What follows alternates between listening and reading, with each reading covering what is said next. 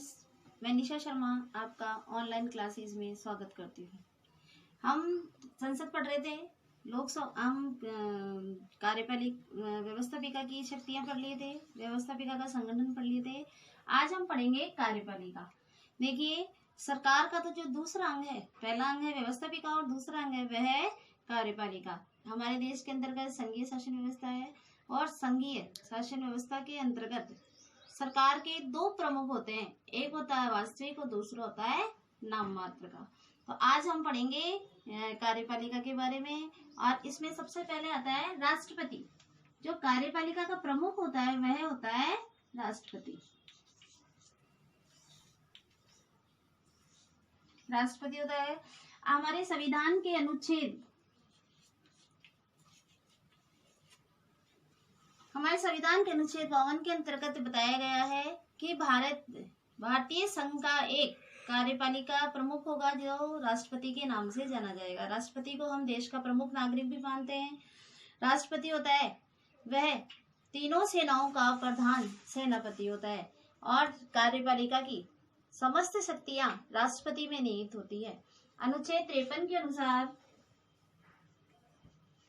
देखिए, संविधान के अनुच्छेद 53 के अनुसार राष्ट्रपति के अंतर्गत ही कार्यपालिका की समस्त शक्तियां निहित होगी। अब देखिए, इतना प्रमुख अंग है, प्रमुख भाग है, वह है राष्ट्रपति। लेकिन हमारे देश के अंतर्गत ब्रिटेन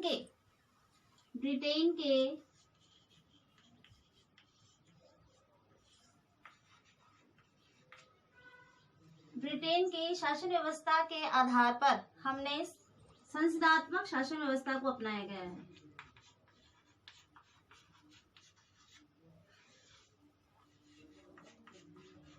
संसदात्मक शासन को अपनाया गया है और संसदात्मक शासन व्यवस्था में कार्यपालिका के दो प्रमुख होते हैं, एक राष्ट्रपति और एक प्रधानमंत्री। एक राष्ट्रपति और एक प्रधानमंत्री।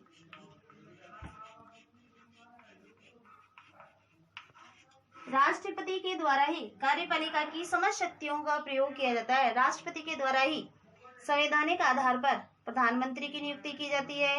राष्ट्रपति ही प्रधानमंत्री को मंत्रिपरिषद के निर्माण के लिए सलाह देता है।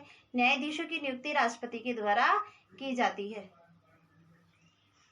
अब देखिए राष्ट्रपति की योग्यताएं।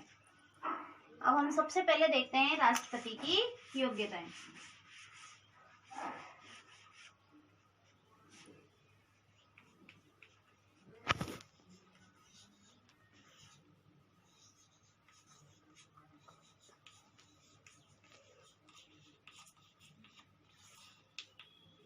सबसे पहली योग्यता है वह भारत का नागरिक हो।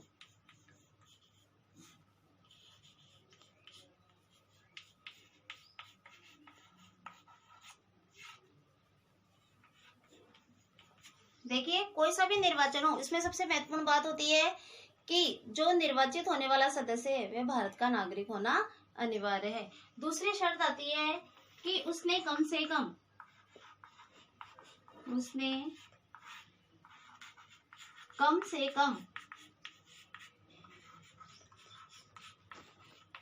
35 वर्ष की आयु पूरी कर ली हो।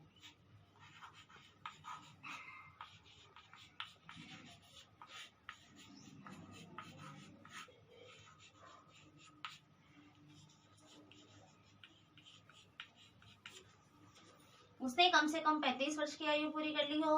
आपको ध्यान होगा, मैंने आपको बताया था कि लोकसभा का सदस्य बनने के लिए 25 वर्ष की आयु आवश्यक है और राज्यसभा का निर्वाचन में भाग लेने के लिए 30 वर्ष की आयु निर्धारित की गई है। उसी तरीके से राष्ट्रपति पद के लिए 35 वर्ष की आयु का निर्धारण किया गया है।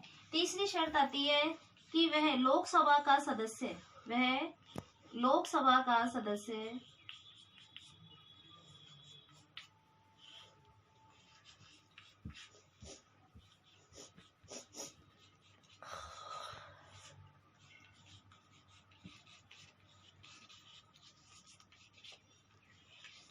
लोकसभा का सदस्य निर्वाचित होने की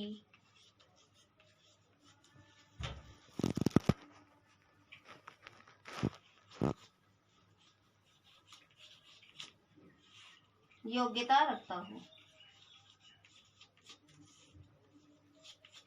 देखिए, ये तीसरी शर्त है कि वह लोकसभा का सदस्य निर्वाचित होने की योग्यता रखता हो। इसके अंतर्गत ये है कि वह किसी भी सरकार के, राज्य सरकार या केंद्र सरकार के अधीन लाभ के पद पर ना हो, और ना ही वो पागल, दिवालिया या कोढ़ी हो। इसके अलावा एक जो प्रमुख शर्त आती है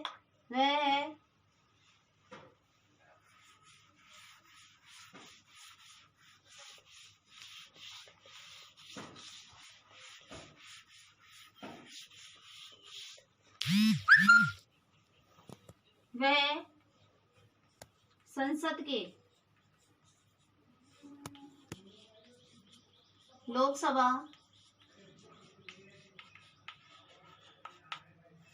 या राज्यसभा का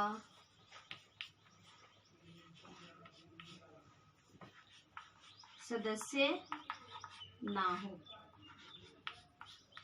देख लो, अगली योग्यता ये है कि वह लोक संसद के किसी भी सदन का, लोकसभा या राज्यसभा किसी भी सदन का सदस्य नहीं होना चाहिए। तो ये हमारे देश के राष्ट्रपति की योग्यताएं हैं। अब है इसकी निर्वाचन पद्धति।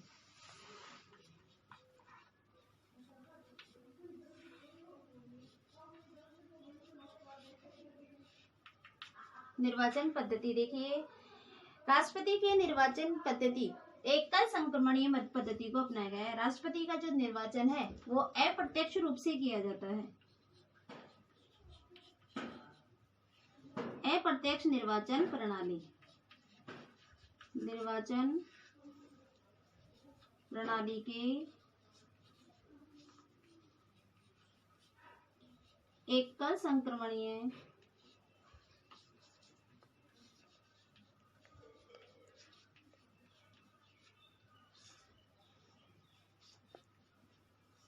मत पद्धति के आधार पर,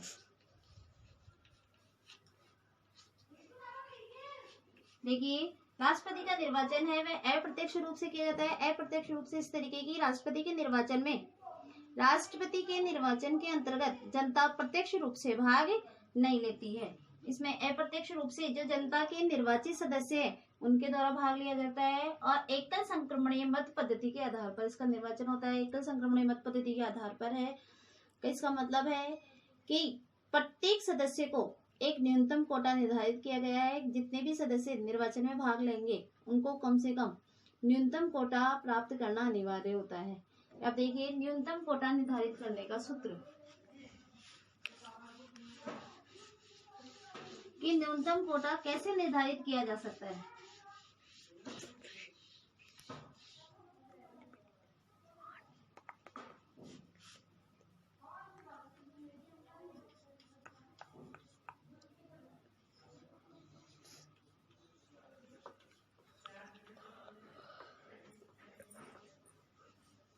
न्यूनतम कोटा बराबर निर्वाचन में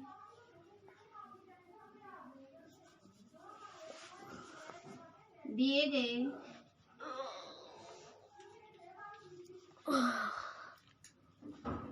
मतों की संख्या बटा निर्वाचन में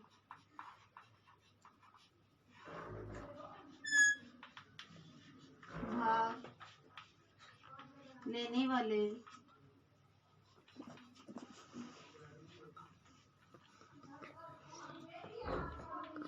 सदस्यों की संख्या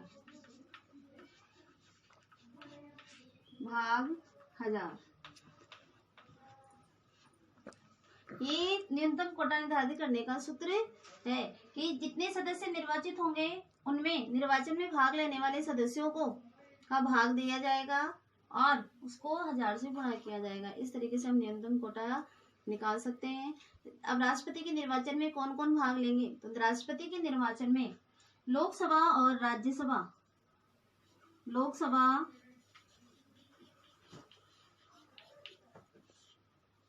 और राज्यसभा के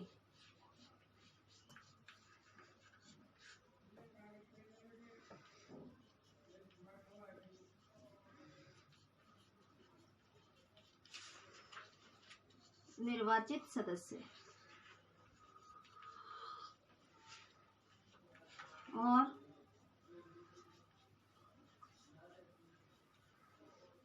राज्य विधानमंडलों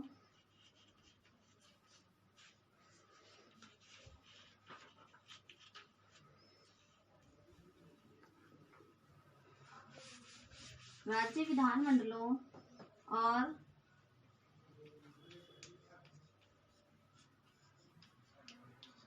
संघीय क्षेत्रों के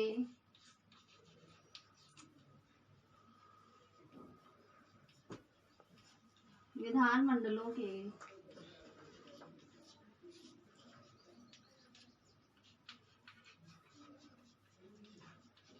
निर्वाचित सदस्य। देखिए, लोकसभा और राज्यसभा के निर्वाचित सदस्य जो 2 और 12 सदस्य राष्ट्रपति के द्वारा मनोनीत किए जाते हैं, वो इस निर्वाचन में भाग नहीं लेते हैं। इसी तरह के राज्य विधानमंडलों के निर्वाचित सदस्य और संघीय क्षेत्रों के विधानमंडलों के निर्वाचित सदस्य राष्ट्रपति के निर्वाचन में भाग लेते हैं। इसी तरीके से इसके अंतर्गत प्रत्येक सदस्य को उतने ही मत देने का अधिकार है जितने निर्वाचन के लिए सदस्य खड़े हो रहे हैं। अगली क्लास के अंतर्गत हम पढ़ेंगे राष्ट्रपति को उसके पद से पदच्युत किस प्रकार किया जा सकता है। धन्यवाद। पहले देखते हैं राष्ट्रपति की योग्यताएं।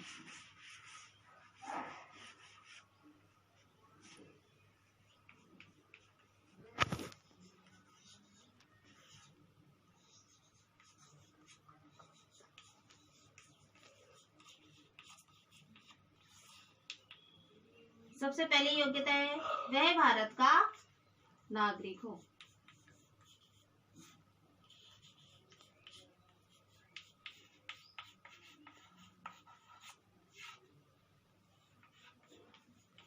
देखिए, कोई सा भी निर्वाचन हो, इसमें सबसे महत्वपूर्ण बात होती है कि जो निर्वाचित होने वाला सदस्य है वह भारत का नागरिक होना अनिवार्य है। दूसरी शर्त आती है कि उसने कम से कम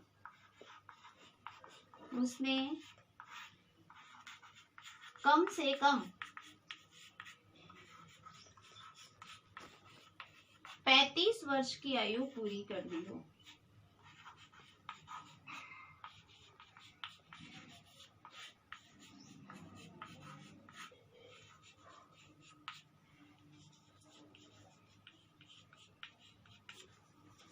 उसने कम से कम 35 वर्ष की आयु पूरी कर ली हो। आपको ध्यान होगा, मैंने आपको बताया था कि लोकसभा का सदस्य बनने के लिए 25 वर्ष की आयु आवश्यक है और राज्यसभा का निर्वाचन में भाग लेने के लिए 30 वर्ष की आयु निर्धारित की गई है। उसी तरीके से राष्ट्रपति पद के लिए 35 वर्ष की आयु का निर्धारण किया गया है। तीसरी शर्त आती है कि वह लोकसभा का सदस्य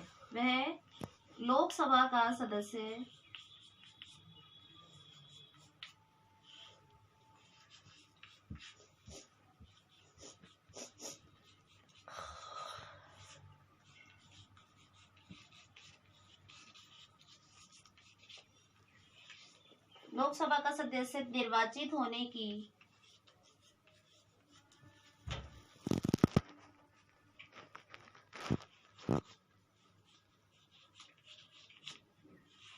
योग्यता रखता हूँ। देखिए, ये तीसरी शर्त है कि वह लोकसभा का सदस्य निर्वाचित होने की योग्यता रखता हो। इसके अंतर्गत ये है कि वह किसी भी सरकार के, राज्य सरकार या केंद्र सरकार के अधीन लाभ के पद पर ना हो और ना ही वो पागल, दिवालिया या कोड़ी हो। इसके अलावा एक जो प्रमुख शर्त आती है वह है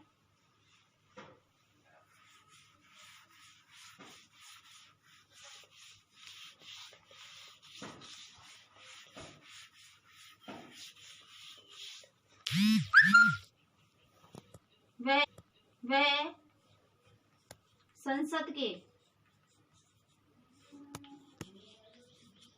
लोकसभा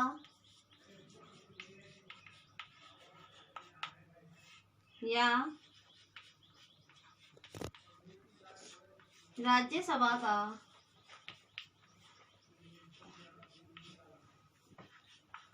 सदस्य ना हो।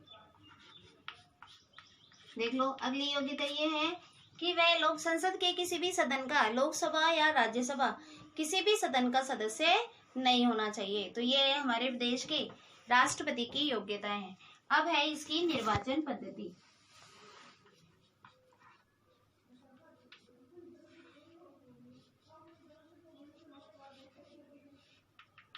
निर्वाचन पद्धति देखिए, राष्ट्रपति की निर्वाचन पद्धति एकल संक्रमणीय मत पद्धति को अपनाया गया है। राष्ट्रपति का जो निर्वाचन है वो अप्रत्यक्ष रूप से किया जाता है। अप्रत्यक्ष निर्वाचन प्रणाली, निर्वाचन प्रणाली के एकल संक्रमणीय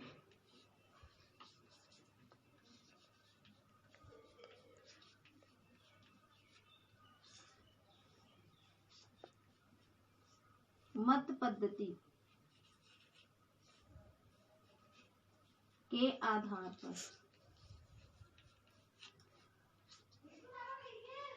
देखिए राष्ट्रपति का निर्वाचन है वह अप्रत्यक्ष रूप से किया जाता है। अप्रत्यक्ष रूप से इस तरीके की, राष्ट्रपति के निर्वाचन में, राष्ट्रपति के निर्वाचन के अंतर्गत जनता प्रत्यक्ष रूप से भाग नहीं लेती है।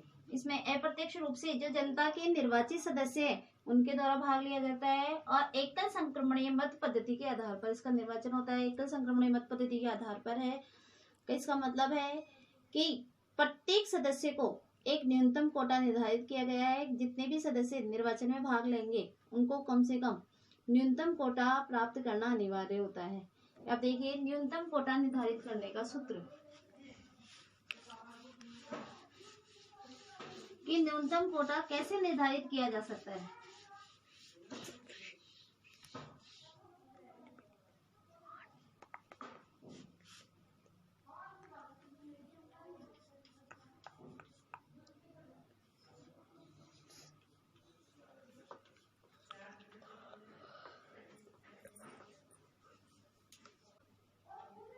निर्वाचन में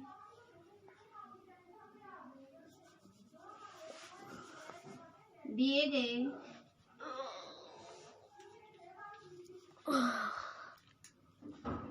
मतों की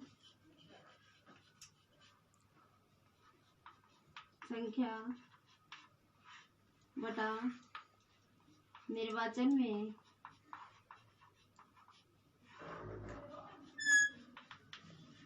भाग लेने वाले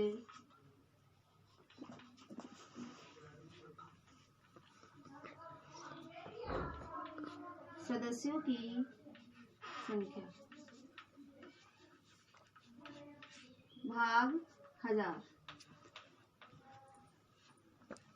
ये न्यूनतम कोटा निर्धारित करने का सूत्र है कि जितने सदस्य निर्वाचित होंगे उनमें निर्वाचन में भाग लेने वाले सदस्यों को का भाग दिया जाएगा और उसको 1000 से गुणा किया जाएगा। इस तरीके से हम न्यूनतम कोटा निकाल सकते हैं। अब राष्ट्रपति के निर्वाचन में कौन कौन भाग लेंगे, तो राष्ट्रपति के निर्वाचन में लोकसभा और राज्यसभा, लोकसभा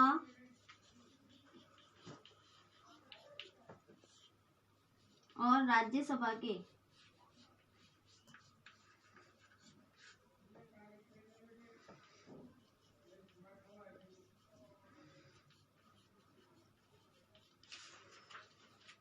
निर्वाचित सदस्य और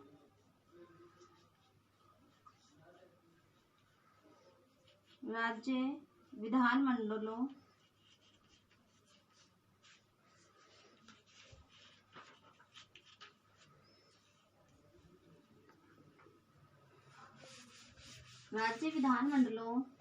और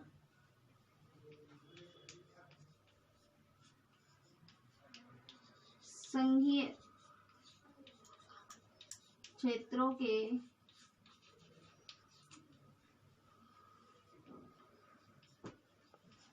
विधानमंडलों के